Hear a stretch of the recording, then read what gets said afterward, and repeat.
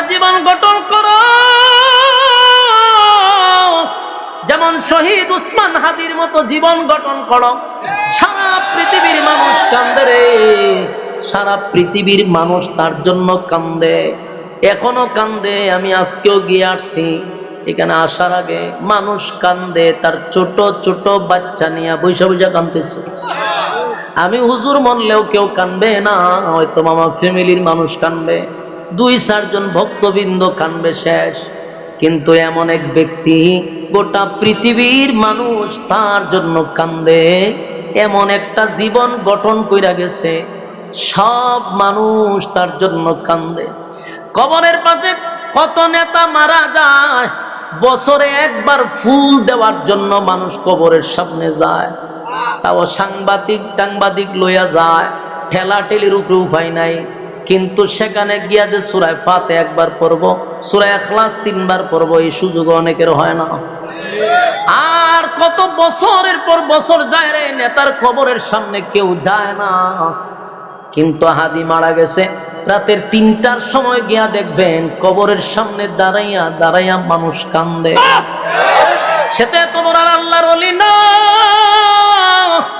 সারা বাংলাদেশে তারা ওলি হিসাবে কেউ চিনত না, কিন্তু মরার পরে সে বহুত বড় একজন আধ্যাত্মিক রাহবার হয়ে গেছে। ঠিক না বেঠিক? মরার পরে মানুষ তারে চিনতে পারছে। সেই লোকটার কবরে রাতে 3টার সময় মানুষ কেন কানবে? আর কবরের সামনে গিয়া হাত তুললেই চোখ দিয়ে পানি চলে আসে। ঘটনা কি? এমন জীবন সে গঠন করে গেছে, সে হাসতে হাসতে জান্নাতে চলে যাবে, আর আমরা তার জন্য কাঁদি। আমার যুবক ভাইরা, পৃথিবী থাকার জায়গা নয়, এই পৃথিবীতে থাকবো না। তাই মানুষের মন জয় করো হাদির মতো। যারাই আগামীতে নেতা হবেন, হুমকি ধুমকি দিয়া মানুষের মন জয় করা যায় না, টাকা দিয়াও মানুষের মন জয় করা যায় না। দেখছেন নি হাদির কোনো টাকা ছিল? উল্টা মানুষ পকেটে টাকা বইরা দিয়া গেছে। আপনি যখন সৎ হবেন, আপনি যখন মানুষের ভালোবাসা পাইবেন, টাকা আপনার খরচ করা লাগবে না, আপনার পক্ষ থেকে মানুষ খরচ করে শান্তি পায়। ঠিক না বেঠিক? আমরা তো এমন নেতা চাই রে, যে কোনো দলের হোক, এমন নেতা চায় মানুষ যে আমরা তার জন্য খরচ করব, আমরা তার জন্য রাস্তায় গিয়া হাঁটবো, তার পিছনে আমরা সময় দিব। কিন্তু এখন মানুষ নেতার সামনে যাইতে ভয় পায়। হ্যাঁ, নেতারা দেখলে মানুষ ডরায়, বাইরে লিব কোন সময় বিবাদবি করি, মানুষ ডরায়। কেন ডরাইবো তোমার? তুমি জনগণের বন্ধু, তুমি দোকানে বইয়া চা খাইবা, সরল ভাবে চলবা। নেতাগিরি কেমনে শিখতে হয়? হাদির কাছ থেকে আগামী 100 বছর মানুষ শিখতে হবে। ঠিক কিনা ঠিক? যারা নেতা হবেন, আমি মনে করি অতীতের সব ভিডিও দেখে নিজে শিক্ষা গ্রহণ করেন, এরা কেমনে নেতাগিরি করে গেছে। ফজরের নামাজ জামাতের শহীদ করে তারপরে নাম তোমাকে। আমাদের নেতারা এমন আছে বছরে একদিনও ফজর নামাজ পড়ে না। ঠিক না ঠিক? ঘুমই ভাঙে 12টার সময়, 11টার সময়, এরপরে কিন্তু একটা ব্রাশ করতে করতে বাথরুমে যাবে, গোসল করে বাড়িতে বাড়িতে দিনের 1টার পরে রেডি হয়েছে বলে রেডি হয়েছে, আস্তে আস্তে যায়। এটার নাম নেতাগিরি নয়। ফজরের নামাজ এক ওয়াক্ত মিস করে নাই। এই যে তার ইমাম সাহেব কইল যে প্রতিদিন ফজরের নামাজ এসে শরীক হইত। হাদিস সাধারণ কোন ছেলে ছিল না, অনেকজন আলেম ছিল। আপনারা জানেন, আমরা অনেকে জানেন, সে আলেম ছিল। তার হাদিসগুলো পড়া শুনছেন, এবারত গুলা শুনে দেখেন। আমি তো জানতাম না, আমি ভাবছি কলেজ ভার্সিটির ছেলে। যখন একদিন মোনাজাত শুনছেন, সব বনাস কিনে এত সুন্দর এবারত, কারণ আমরা তো পড়াটা বুঝি। আমরা দেশের অনেক লাল নীল বক্তা আছে, এরা তেলাওয়াত তুললে মনে হয় যে বাইরে মেরে লাই। কোরআন তেলাওয়াত তুললে মন চায় না শুনবা, এত বাজে এবারত পড়ে, মেজাজ গরম করে। তা আমি সবচেয়ে বড় আশ্চর্য যে কলেজ ভার্সিটির ছেলে এত সুন্দর তেলাওয়াত করলো, আর হাদিসের এবারত জন বলছে আমার মাথা নষ্ট হয়েছে। কিরে পরে গিয়া দিয়ে আসলেই তো সে মাদ্রাসার ছাত্র ছিল, এই জন্যই ফাটার বলি হয়েছে। কথা বুঝতেছেন? যদি হালকা নাস্তিক মার্কা থাকতো, তাহলে তাকে আর জীবন দিতে হতো না। উদ্দেশ্য হলো মাদ্রাসা লেভেল লাগানো ছিল, এটাই ছিল তার জীবনের শেষ। আজকে দেখেন না, সব জায়গায় আকাম কুকাম হইলে অসুবিধা নাই, কিন্তু টার্গেট আবারও করা হচ্ছে। মাদ্রাসা, টুপি, দাড়ি আবার টার্গেট করা হচ্ছে, আবারও টার্গেট করা হচ্ছে। আমি স্পষ্ট বক্তব্য আলেমদের কাছে দেই, ঘুমায় ঘুমায় কম্বলের তলে ঘুমাই দেখেন না, আসেন না, এখন রাস্তায় নামেন, নাইলে অস্তিত্ব থাকবে না আমাদের। আকাম কুকাম করে সাধারণ মানুষের দৈরা দৈরা হন না আলেম ওলামারা, কেন? 16 বছর সবচেয়ে নির্যাতিত আমরা হয়েছি, আবারও কি নির্যাতন হবো নাকি? আবার আমরা মার খাইবো নাকি? ইসলামী পাইছে সবচেয়ে বেশি রক্ত আমরা দিছি, আবার আমরারই আপনারা শেষ করতেছেন দৈরা দৈরা লিয়ে যা। কোরআনে কি বোম বলে ফুটছে? আশ্চর্যের কারবার। কয় মাদ্রাসা বলে তারা বোম বানাইবার জিনিসপত্র পাইছে। এগুলো 16 বছর দেখছি আমরা। এই কাঠ দিয়া বাংলাদেশে তারা চলছে, আবার সেই কাঠ দিয়া বাংলাদেশটাকে আবার উত্তেজিত করার চেষ্টা করতেছে। আল্লাহর কসম, যদি এই নাটক চলতে থাকে, মাথার পাগড়ি মাথায় বেঁধে আবার নামবো ইনশাআল্লাহ। বাংলাদেশে আর এরকম নাটক চলতে দেওয়া হবে না। বারবার উলামায়ে কেরাম রক্ত দিবে, আর উলামায়ে কেরামদেরকে নাটকের প্রধান চরিত্র নিয়ে আপনারা বসাইবেন, ফিডের চামড়া তুলে ফেলবো ইনশাআল্লাহ।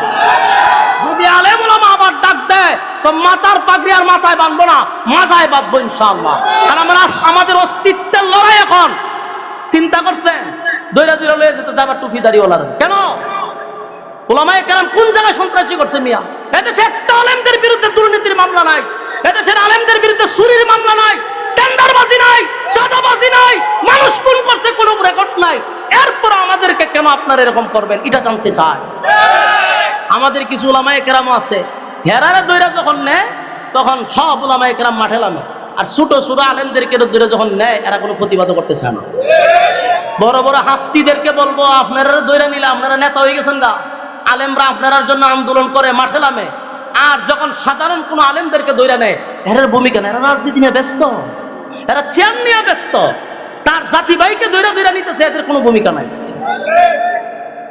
জাতি এই গাদ্দারি কিন্তু সহ্য করবে না, কথা এখন ঠিক? সম্মানিত সুধী, তাই আমি আপনাদের কাছে স্পষ্টভাবে বক্তব্য দিচ্ছি, নিজেকে আগে তৈরি করেন। আপনার খরচ করা লাগবে না, আপনার জন্য মানুষ খরচ করবে। হাদির মতো জীবন করেন, এমন জীবন করো হে গঠন, মরিলে হাসিবে তুমি কাঁদিবে বাবা। কারণ পৃথিবী আমাদেরকে থাকতে দিবে না, এই জায়গাতে থাকার জায়গা নয়। 100% আজ হোক কাল হোক মরতে হবেই, তখন ঠিক? সামনে একটা বিষয় সবাই একমত যে মরতে হবে। আমরা দেখেন খ্রিস্টান কন, হিন্দু কন, বুদ্ধ কন, যত ধর্ম আছে সবাই একটা জায়গায় গিয়া একমত যে মরতে হবে, তখন ঠিক? মরণ লাগবে, তো মরতে যেহেতু হবেই, কুত্তাও মরে, বিলায়ও মরে, আমিও মরলাম, থেকে হইল? আল্লাহ আমাদেরকে বানাইছে সৃষ্টির শ্রেষ্ঠ, আমাদের মরণ কেন কুকুর বিড়ালের মতো হবে? কতক্ষণ আমরা মরবো তো বাদশার মতো মরবো, হাদির মতো এরকম মরণ যদি আল্লাহ দিতে বললাম আমরা আল্লাহ লয়ে যান আপনি। এরকম মরণ পৃথিবীতে আর কয়জনের ভাগ্যে জুটে বলেন? আমার ভাগ্যে জুটে এমন মরণ। আমি মরলে যদি এরকম রাত্রে গিয়ে আমার কবরে কান্দায় মার কইতাম, আল্লাহ আপনি আমার নিয়ে যান, আমার এরকম একটা মরণ দেন আপনি, এরকম মরণ তো আমাদের কবলে আসবে না। এই জন্য এমন জীবন গঠন করেন, আপনি কবরে যাবেন হাসতে হাসতে, মানুষ আপনার জন্য কাঁদবে, ঠিক না? ঠিক। আর শেষ কথা হলো যে প্রত্যেকটা মানুষের একটা কিয়ামত আছে, এটা বিশ্বাস হয়তো? আল্লাহ বলেন প্রত্যেকটা মানুষের একটা কিয়ামত আছে, একটা হলো সমষ্টিগত আর একটা হলো ব্যক্তিগত। সমষ্টিগত যেটা, এটা হলো সিংহায় ফুঁক দেওয়ার মাধ্যমে, আর ব্যক্তিগত যে কিয়ামত, এটা হলো মালাকুল মউত আজরাইল যেদিন আপনার রূহ নিবে, সেদিন আপনার পুরো বডিতে একটা ভূমিকম্প শুরু হবে। এই জন্য আল্লাহ রাসূল বলেন ব্যক্তিগত কিয়ামত যেটা, এই বিষয়ে চিন্তা শুরু করো। সমষ্টিগত কিয়ামত তো আল্লাহ বাজাই দিবে বাসি, কিন্তু যেদিন তোমার বডিতে ভূমিকম্প শুরু হবে, সেদিন তোমাকে কে রক্ষা করবে বলো?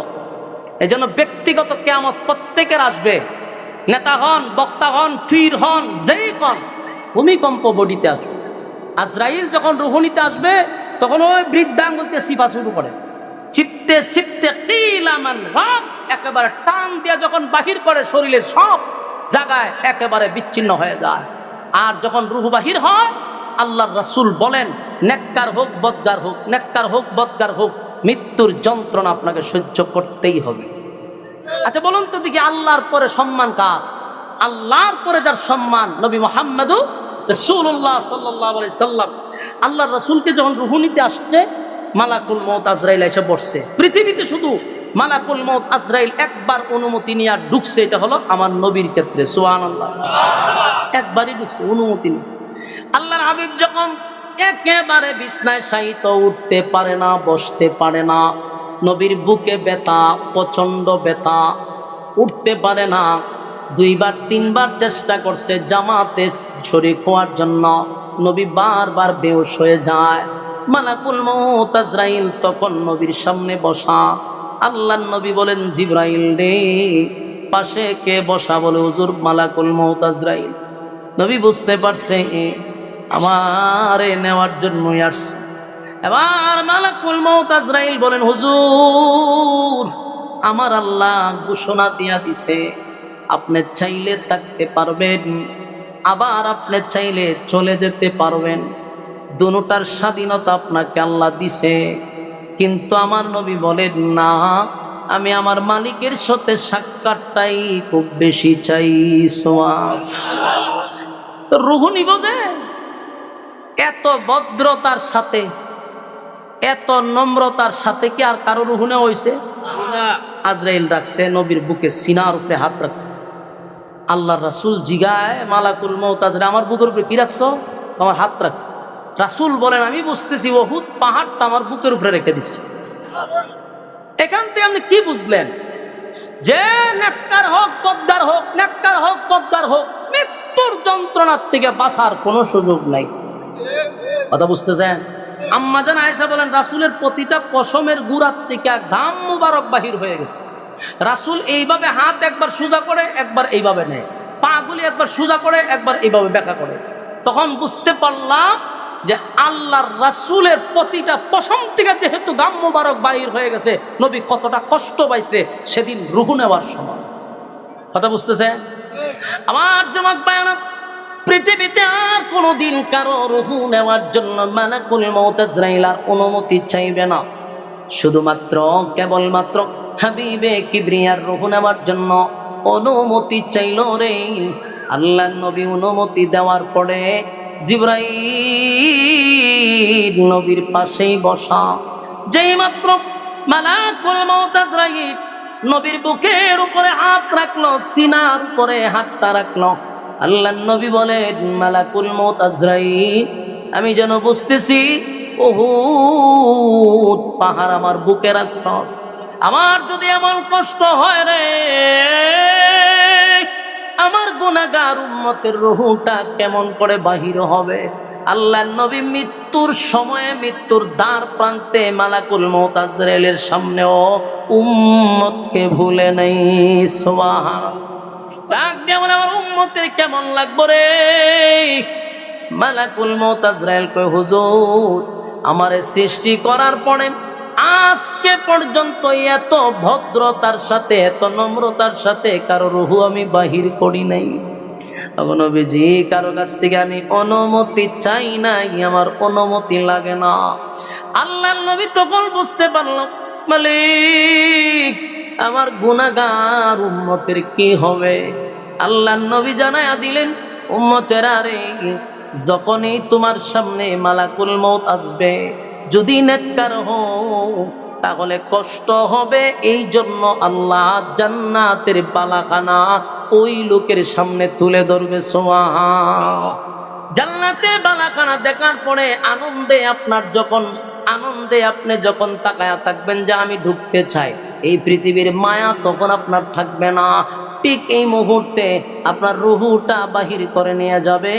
এটা হলো একটা। 2 নাম্বার হলো, বদগার যদি হয়, জাহান্নামের শাস্তি দেখাইয়া দেখাইয়া তার রুহুটা বাহির করবে। উপায় থাকবে না, উপায় থাকবে না, উপায় থাকবে না। প্রত্যেকটা মানুষের ব্যক্তিগত একটা কিয়ামত শুরু হয়ে যাবে। আল্লাহর নবী বলেন, ব্যক্তিগত কিয়ামত এটাও একটা কিয়ামত, আর সমষ্টিগত কিয়ামত। আল্লাহ কয়, অনুফিকা ফিস-সূর। সূর মানে সিংহা, যেটা আমরা বলি, এটা একটা বাঁশি। ইসরাফিলের মুখ দিয়ে যখন বাঁশি বাজায়া দিবে, এটা হবে সমষ্টিগত কিয়ামত। গোটা পৃথিবীকে আল্লাহ ধ্বংস করে দিবে, বিশ্ব পরিস্থিতির পরিসমাপ্তি ঘটায়া দিবে। আর সব ধ্বংস হওয়ার পরে এবার আল্লাহ বলেন, আমি যখন সব ধ্বংস করে দিব, দ্বিতীয়বার আবার ইসরাফিলকে আমি জীবিত করব। আবার যখন সিংহায় ফুঁক দিবে, আবার মানুষের ভিতরে রূহ ঢুকবে। মানুষগুলা দৌড়াইতে দৌড়াইতে হাসরের মাঠে যখন দাঁড়াবে, সেদিন আল্লাহ শুরু করবে বিচার। এই বিচার দুনিয়ার বিচার নয় রে, এটা ইনসাফের বিচার। কিসের বিচার? যে ইনসাফের জন্য হাদি দুনিয়ার ত্যাগ হইছে, দুনিয়া ছাড়ছে শুধু ইনসাফের বিচার বইলা বইলা। আজকেও পর্যন্ত তার বিচার হইলই না। জীবনের শেষ কথা বলে গেছিল, আমি যদি মরে যাই অন্তত আপনারা আমার বিচারটা কইরে। এই সরকার এখন পর্যন্ত বিচার কমপ্লিট করতে পারলো না। আমার যুবক ভাইয়েরা, দুনিয়ায় যদিও ইনসাফের বিচার না হয়, কিন্তু পরকালে আমার মালিক নিজেই ইনসাফের বিচার করবে। দেখেন আল্লাহ কি বলেন, وأخرجت الأرض أثقالها وقال الإنسان ما لها। এরপর আল্লাহ বলেন يومئذ تحدث أخبارها। সেদিন জমিন সাংবাদিক হয়ে যাবে, জমিন সেদিন কথা বলবে। সুবহানাল্লাহ আছে। আল্লাহ বলেন জমিনের জবান আমি সেদিন খুলে দিব রে। জমিন কথা বলবে, জমিন কথা বলবে, জমিন কথা বলবে। ইয়াউমাইদিন তুহাদ্দিসু আখবারাহা। জবানটা আল্লাহ আপনার বন্ধ করে দিবে, হাত কথা বলবে, পা কথা বলবে। আমার যুবক ভাইরা, এই ওয়াজ যদি 30 বছর আগে কেউ করতো, মানুষ বসে বসে চিন্তা করতো হাতে কেমনে কথা কয়, পায়ে কেমনে কথা কয়। এখনকার এত উন্নতির যুগে AI দিয়া হাতেও কথা কইতে পারে, ঠিক না? তাহলে এটা বুঝতে সুবিধা হয়েছে যে আল্লাহ আমরা 30 বছর আগে জীবনে যে সময় মোবাইল, টাচ মোবাইল বেরিয়েছে না, ওই সময় কিন্তু কোরআনে বলা আছে মুখ বন্ধ হবে, হাত কথা বলবে। 30 বছর চিন্তায় ছিলেন হাত কেমনে কথা হয়, আল্লাহ প্রযুক্তি বাইর করে বুঝাইয়া দিছে, বন্দা দেখ আমি যে কইছিলাম হাত কথা কইব, দেখ মোবাইলও দেখ হাতে কেমনে কথা। ঠিক না বেটি? হাতে কথা, নৌকায় কথা কয়, গাড়ির কথা কয়, বানাইছেন এটা সব কথা বলতে পার। আল্লাহ বলেন আমি সেদিন তার জবান বন্ধ করে দিব। সেদিন আমি ইয়াউমাইযিন তুহাদ্দিসু আখবারাহা, জমিন সেদিন সংবাদ পরিবেশন করবে, জমিন কথা বলতে থাকবে। তখন মানুষ আফসোস করে বলবে এটা কি হয়ে গেল, জমিন কেমনে কথা কয়, জমিনের জবান থেকে কিভাবে কথা বাহির হয়। আল্লাহ বলেন বিআন্না রাব্বাকা আউহা লাহা। এ জমিন এমনে কথা বলে না, বিআন্না রাব্বাকা আউহা লাহা। তোমার রব জমিনকে কথা বলার জন্য সুযোগ করে দিছে, জমিন কথা বলবে। আল্লাহ বলেন জমিন এমনে এমনে কথা কয় না, আমি আল্লাহ জমিনে হুকুম করছি জমিন কথা কয়। আমার জীবনের আকাম কুকাম যা করছি সেদিন আমার জবান দিয়া বলা লাগবে না, অটোমেটিক